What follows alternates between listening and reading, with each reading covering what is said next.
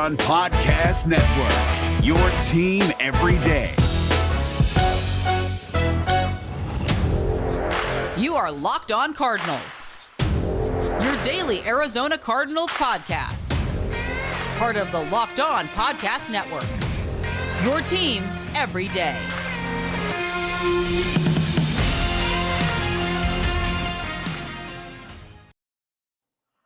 Welcome to Locked On Cardinals, part of the Locked On Podcast Network, your team every day. Alex Clancy here solo. For those that missed it yesterday or didn't see it on Twitter, Bo Brock is now a proud papa. Had a baby yesterday morning. Gray William Brock, congratulations to Bo and his wife for starting their family. I'm here solo for at least today, probably tomorrow, and maybe Friday as well. Follow me on Twitter at Clancy's Corner. Follow the podcast at Locked On AZ Cards. Follow Bo at Bob Brack. Thank you to everybody who listens. We are now on YouTube. Please subscribe, like, comment. When Bo gets back, we're going to be doing a lot of new and bonus content. It's really fun. Like this is the fun time of year where it's list season. This is going to be a full list show. There's a couple great ones. One from Jason Lockenfora and one from Adam Rank from NFL.com. He wrote an article on the Arizona Cardinals and how it's time for Kyler and company to be closers, as he put it. Really fun article that I'm going to break down. And listen, I would be remiss. I live in Phoenix. What happened last night with the Phoenix Suns was incredible. I played basketball my whole life. I had a key to the gym growing up. I was able to play before the old guys came in, which were probably, 35 and 40-year-olds, 6 a.m. Saturday and Sunday mornings. I lived, breathed, ate basketball my whole life. And I didn't know. I should have. I mean, this isn't like a Donovan McNabb situation where he didn't know there was overtime and he's an NFL player currently. I didn't know that there was no goaltending on inbound passes. No, I guess no offensive goaltending on inbounds passes. And I remember that this happened with Tyson Chandler a couple of years ago when he was a Sun. There was an alley-oop thrown towards the end of a game where he caught it. It's like, is that goaltending? Wait, there isn't goaltending. And then I forgot. And then watching what happened with DeAndre Ayton last night was just incredible. I popped a vocal cord. I think there was a noise violation called on me in my condo. The reason why I bring that up is because I put out a tweet immediately. And I know that was a playoff game yesterday. It was 0.9 seconds left. But I put it out, which was better, the Hail Murray or the alley-oop. Like, I don't know the play on words for other cities, but Phoenix has gone on this sick run of just being able to have these incredible play on words just happen. Alley-oop? How the hell do you get set up for that? And the Hail Murray with Kyler Murray's last name being Murray. It's crazy. Which one was better? Who wins? And let's break this down because, there are some stories we can talk about, but Bo and I pride ourselves on talking about fun things as well here and not just breaking down numbers and next-gen stats like we did yesterday. I did with Josh Weinfuss from ESPN talking about the offensive line. I'm going to be the cool teacher today. So 0.9 seconds left. Jay Crowder had to throw a perfect ball, which almost went in on its own, and DeAndre Ayton, all 7 feet of him, just caught it, rim rocked it, and they walked off into the sunset. Great. Threw the ball 20 feet, 26 feet probably, because he was right outside the three-point line throwing the ball out of bounds. Fantastic. Now, they could have passed it for a jumper. Like, this wasn't the only thing that would have won them the game. They had options. Could have run Devin Booker off a double pick. Could have run Devin Booker off a double pick as a decoy and had, Cameron Payne pop out for a wide open 17-footer. Like, there were options. It was a great option. Listen, I'm not diminishing what happened last night because it was miraculous, but I'm breaking down a ridiculous conversation of which game winner was better, just in a vacuum. Not because it was a playoff game, just in a vacuum. And then setting it up for the Hail Murray. Josh Allen just marches down the field, the possession before, and throws this incredible ball to Stephon Diggs, who burned Patrick Peterson. It was kind of a theme last year. And they score a touchdown with, under a minute left. It's like, what the hell just happened? The Cardinals played a very good game. They were coming off a sick run where they punished Dallas, and after the Carolina game, they look like one of the best teams in football. And then that's not supposed to happen. Buffalo's not supposed to come in here and march down the field with Josh Allen and, score a touchdown at the end of the game and just have the Cardinals go home with a tail tucked between their legs. Wasn't supposed to happen, but it did. And then Kyler Murray bumps outside, rolls left, and heaves a 45-yard just towering fly ball into the end zone. And there's only one flipping Arizona Cardinal receiver in there. And obviously he catches it and they win the game. And DeAndre Hopkins reminded people that I caught it over 3 people. So it was one of the best clips we've ever heard from DeAndre Hopkins. So you look at the two, and then I wish Bo was here because he would yell at me for this. I mean, it's a playoff game. Alex, what the hell are you talking about? I mean, I think the Hail Mary wins. I think it wins. Just in a vacuum. The chance of executing a Hail Mary, not at the end of a quarter, not at the end of a half, but to win a game in a pivotal Week 10 matchup, I think it was Week 10, put the Cardinals to 6-3. Week 9, whatever. Man, that was special. It was special. And that was the last special moment of the season for the Cardinals. But kudos to Brendan Clean, Locked on Suns, one of the best Twitter follows for the Suns. The Suns have an incredible faction of Twitter follows. Just Google it. The Suns Twitter is insane. Like Cardinals Twitter, I love you. You're incredible. I think because of recency bias, Suns Twitter is just run rampant because this is 10 plus years of just pent up aggression, waiting to be excited about something, about not getting, the first overall pick. That was the last thing to be excited about. So good for Phoenix. Gotta love it what happened with DeAndre and Paul George. Shame on you for missing 2 free throws. How dare you miss 2 free throws and have the audacity to nickname yourself Playoff P? That's gotta hurt. That's gotta hurt. He's gonna be a great number 3 somewhere else, but this is a football podcast. I say the Hail Murray wins. I don't know if I were Brendan Clean on Locked on Suns, and I would say the opposite, but Hail Murray wins, baby. And then Kyler got to go home and play video games with his buddies. Not a bad day, according to Kyler Murray. Alex Clancy here. Bull Brock will be here. I don't know. He just had a kid, man. Congratulations. He's going to do what he's going to do. He's going to let me know. We have some really, really fun guests in the pipeline for the next several weeks. Really fun guests. We have the inside scoop, potentially. I have the inside track to get one of the best fantasy football minds on the planet to join us. I'm in talks. Should be very exciting. He's a Phoenix native. They have a top fantasy football podcast, and you do not want to miss that. We will obviously pub all of that. Going to get some NFL insiders. Going to get our Cam Cox, Ryan Cody, Kirsten Suzelle, NBC 12 News faction here, our Tegna partner in Phoenix. They will be joining us throughout the summer. Coming up next, it's list season, and I absolutely love it. Jason Lockenfora, his make or break star for all 32 NFL teams. Which is the one that wears a Cardinals uniform? I'll talk about that next. Alex Clancy here, Locked on Cardinals. But first, Bet Online. Bet Online is the fastest and easiest way to bet on all your sports action. Okay, baseball's here. Obviously, there's 87 games a day. I wish baseball was my favorite sport. Because legitimately, it's like March Madness for 6 months.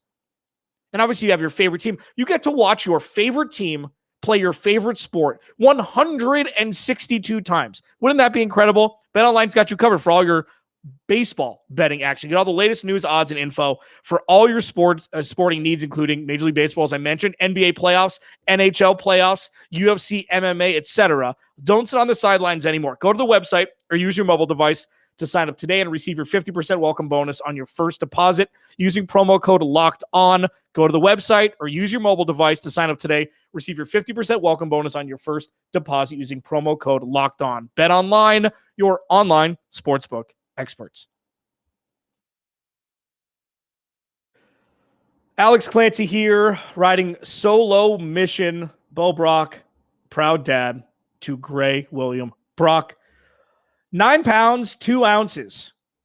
Born yesterday morning at around 7:30. Congrats to Bo, his wife, and their little family that is just beginning. Texted Bo. He's like, doesn't really feel real yet. Anybody that's watching that's a parent would attest. I am not yet, but I couldn't imagine the feeling of like, oh, it's real now. It's going to be real for the rest of my life. It's fantastic. Follow the podcast at Locked On AZ Cards. Subscribe on YouTube. If you have friends that listen to the podcast that don't know we're on YouTube, subscribe on YouTube. The link is pinned to the top of our Twitter page. Thank you to everybody who listens. Wouldn't be able to do this without you. We try to give you as much appreciation as we possibly can because Bo and I have to pinch ourselves consistently. Feel like, man, we get to do this. This is awesome. This is great. Love what we say, hate what we say. We love when you all reach out and talk to us. That's what the conversation's all about. It's the Cardinals. We're not always going to agree. Bo's going to say crazy things. I'm going to say crazy things. And it's going to be awesome. And thank you for being along with the ride, with us. So Jason Lockenfora, make or break star for all 32 NFL teams. And before I do a deep dive into Adam Rank's article on the Cardinals next segment, this is an interesting little, pressure point that's going to continue to be, to have pressure put on it. It's Chandler Jones. It's Chandler Jones. Make or break. Because as Lockenfora says in his blurb, Chandler Jones is kind of being underpaid. Obviously, he signed the contract years ago. There was a mini holdout, then there was a picture of him and J.J. Watt. Everything's, kumbaya, and I'm sure it will be.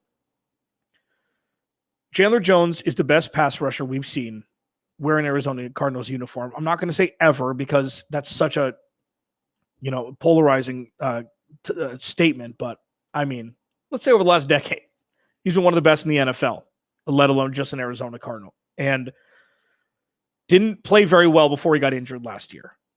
And didn't play very well, meaning sack totals were low. I think he had 1 before he got injured. It's going to get weird. It's going to get weird.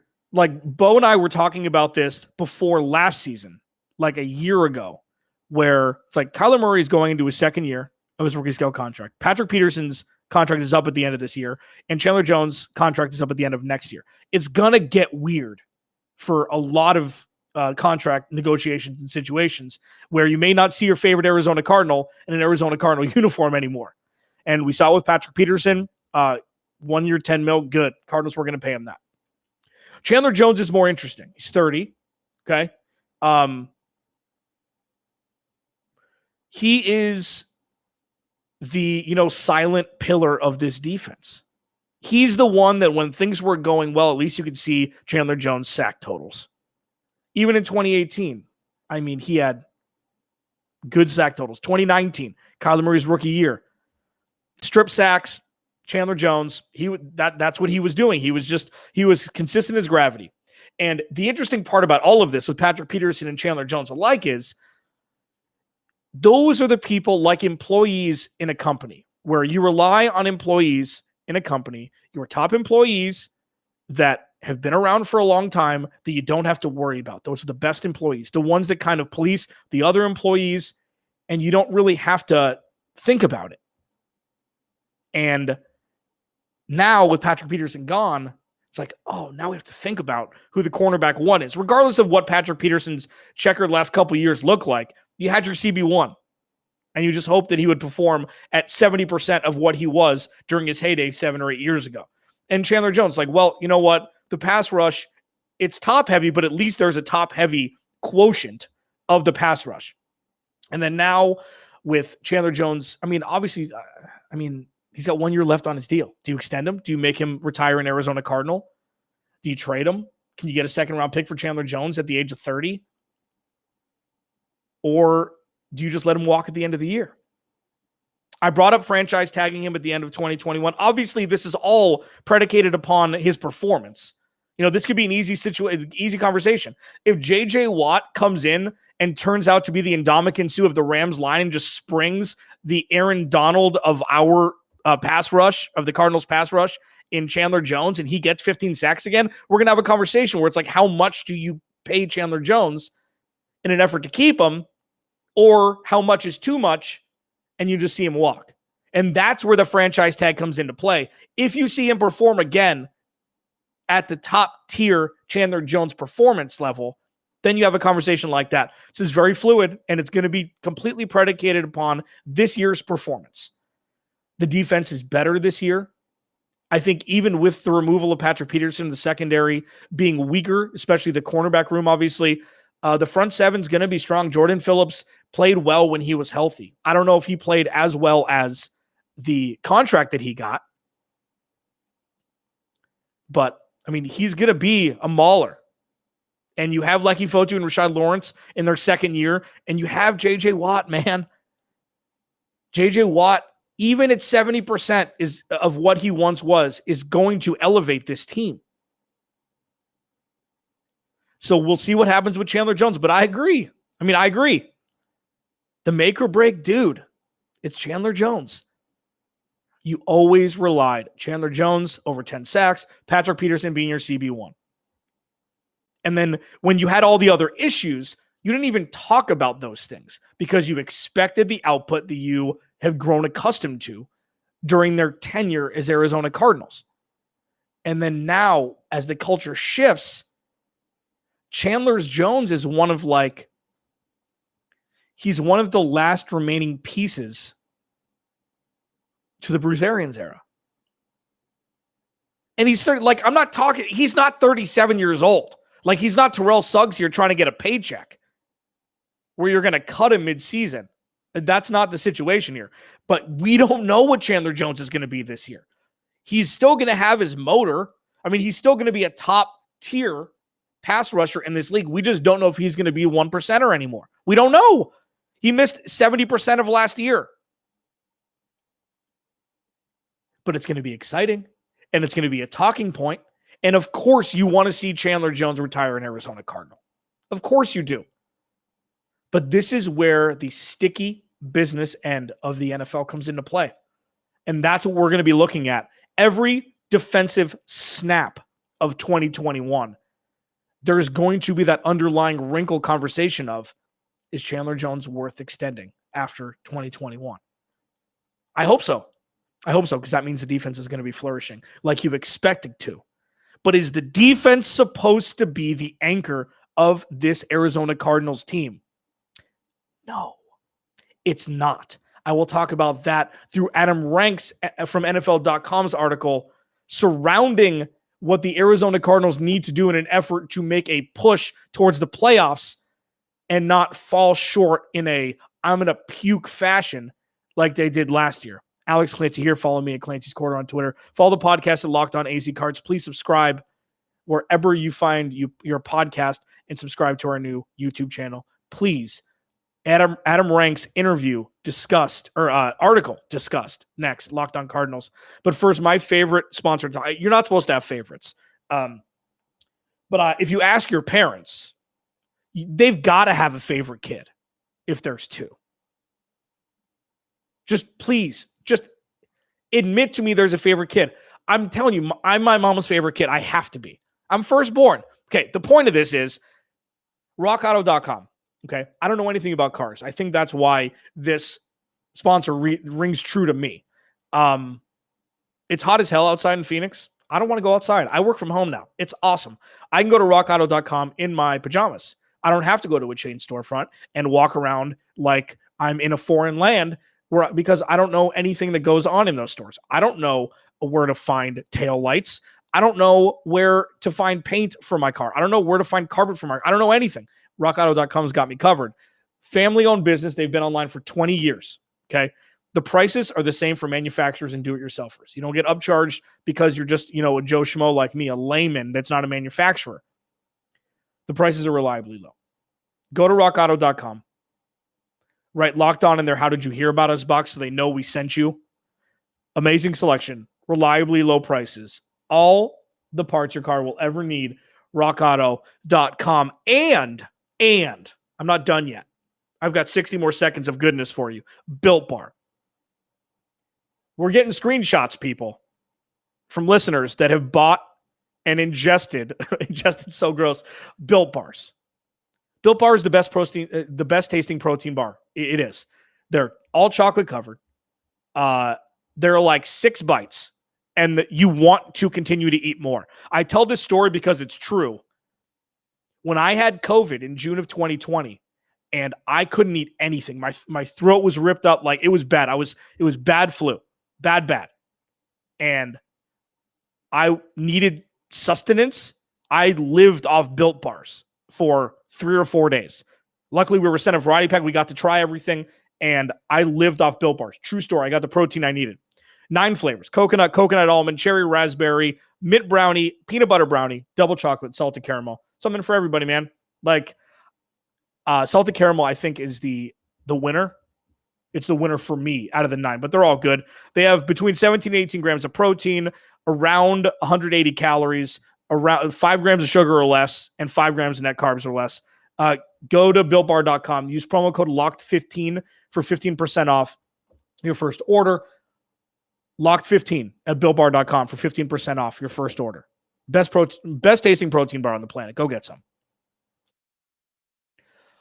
Final segment. Alex Clancy, Bo Brock is not here. He's fine. He just took part in birthing of a child. The child is about 48 hours old at this point. Congratulations to Bo. Really good stuff. He's going to be a great dad. I know him and I jab each other a lot. We're close buds, and it couldn't have happened to a better person. So really happy for him and his wife and their growing family.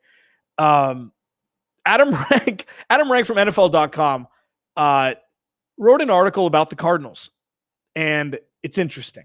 He does it deep. This is like a dissertation on the Cardinals. Adam Rank, great Twitter follow. The title reads, State of the 2021 Arizona Cardinals, Kyler Murray and co. must learn to close. Boom goes the dynamite. I wanted to pepper that in today, and I did it. So, yeah, it's true. Week 16 and Week 17 were, and I ate too much. I'm going to throw up 2 weeks of football. CJ Beathard, and then Kyler Murray gets hurt in Week 17. Okay. Cliff Kingsbury is under the microscope. Adam goes into a deep dive about that. And I thought about something, and this is interesting. For the golf fans out there, I think I nailed it.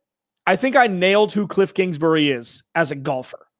It's Dustin Johnson. And if you don't know who Dustin Johnson is, Google him. Read his Wikipedia.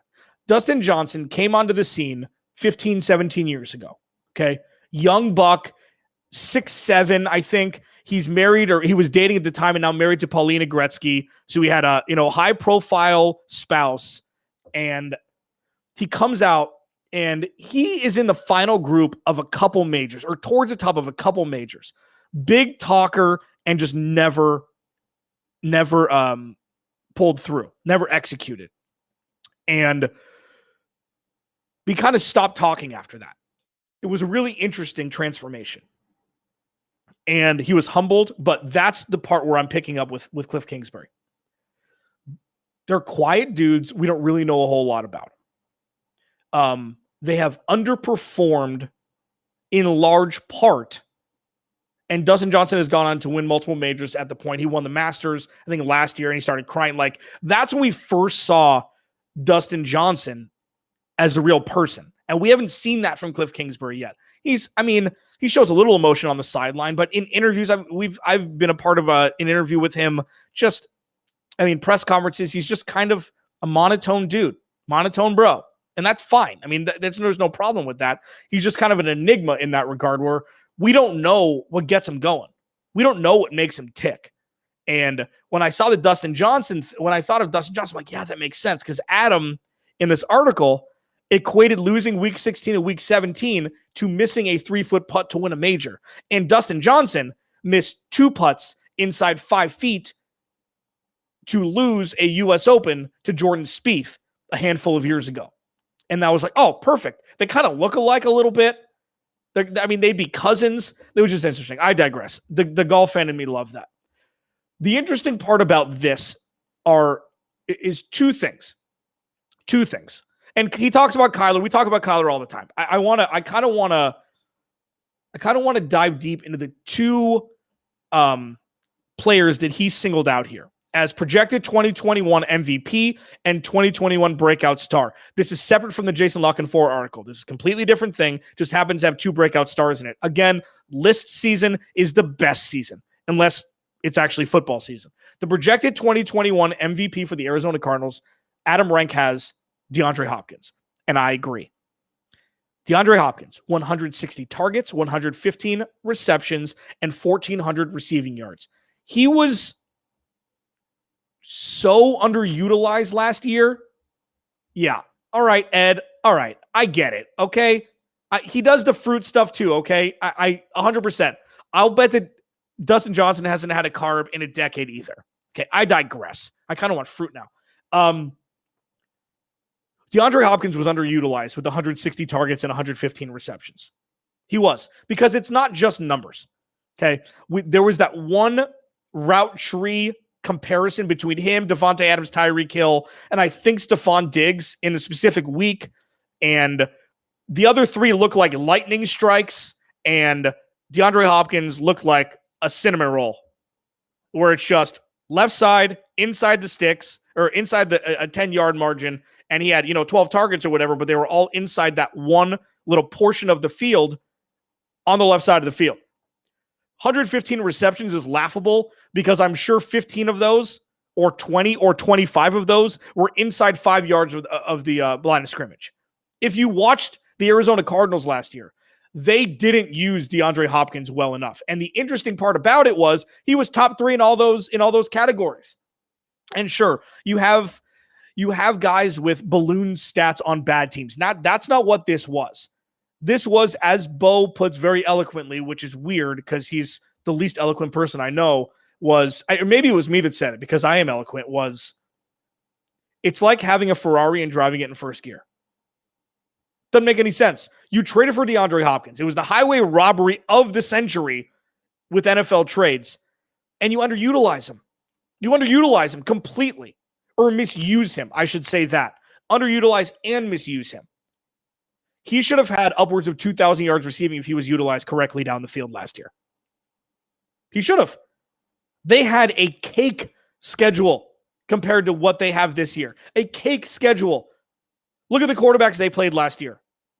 And you tell me the Cardinals shouldn't have won 10 or 11 games. It's insanity.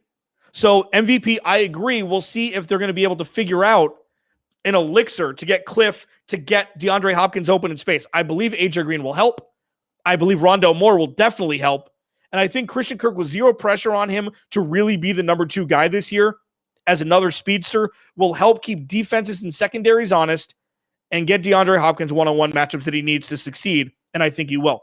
And the interesting part here, the 2021 breakout star, you could say Chase Edmonds, you could say Zaven Collins, you could say Byron Murphy. He says Isaiah Simmons. Adam Rank is a very smart guy, especially around the draft. Isaiah was one of his favorite players in the 2020 draft class, he says. And he said that Isaiah Simmons played fine last year. Let's give him a little credit.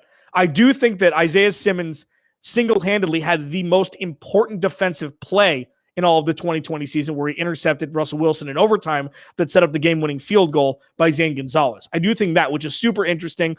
When Bo brought up the Bobby Boucher comp with Isaiah Simmons, it was hysterical. Like, remembering how hard he hit Cam Newton and watching Cam Newton flail like a ragdoll, like Isaiah Simmons hit me out of bounds in New England. It's like, yeah, Bobby Boucher all day. We're going to come up with something. Some tie, Bo and I will, with those two. But sure, all of the conversations, like I mentioned, about how we forgot, like, you don't mention Chandler Jones and Patrick Peterson for a long time because you just expect them to perform the way they have. It's the antithesis of how we think about Isaiah Simmons right now. We're thinking about him like it's not, like he's not going to perform. If Isaiah Simmons pops, This could be a top 5 defense. It could. Because that means he learned the position or they moved him outside. Maybe they learned from the Hassan Reddick experiment and don't want to waste 3 years of Isaiah Simmons' career playing him at the wrong position before letting him eat on the outside. See quarterback, hit quarterback. If Isaiah Simmons pops, we're having a completely different conversation defensively. All in all, it's going to be really, really fun for the next several weeks. List season, training camp, football. June, July, we're less than 3 months away from football. We're like 10 weeks away. It's going to be sweet. Alex Clancy here, solo, probably for the end of the week, while Bo tends to a new life form that he created. I'll talk to you tomorrow.